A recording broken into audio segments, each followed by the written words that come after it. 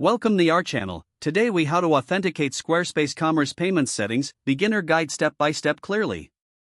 To authenticate Squarespace commerce payment settings, start by logging into your Squarespace account. After logging in, navigate to the home menu on the left side. Click on Settings to open the Settings menu. From there, select Payments to manage your payment options.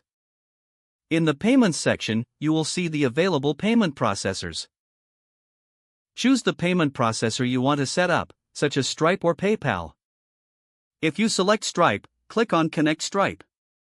You will be redirected to the Stripe login page. Enter your Stripe credentials to log in. Authorize Squarespace to access your Stripe account by clicking Authorize Access. After authorization, you will be redirected back to Squarespace. You should now see that Stripe is connected and showing as your payment processor. If you prefer PayPal, click on Connect PayPal instead. Log into your PayPal account when prompted. Allow Squarespace to access your PayPal details. After successful authorization, you will return to the Payments section. Confirm that both Stripe and PayPal are listed as connected.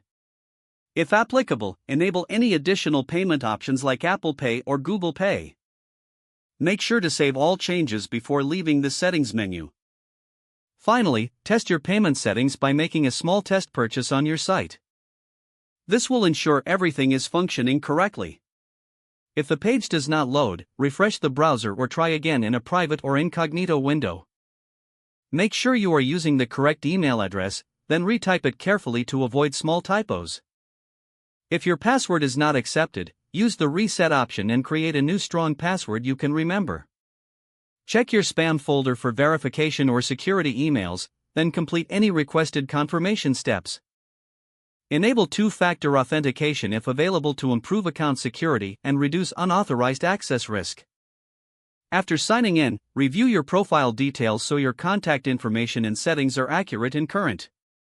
If you see an error message, note it down and try again after restarting your device and internet connection.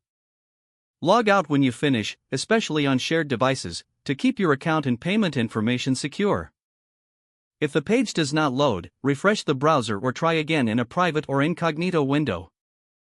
Don't forget to like this video and subscribe to our channel for more step-by-step tech guides.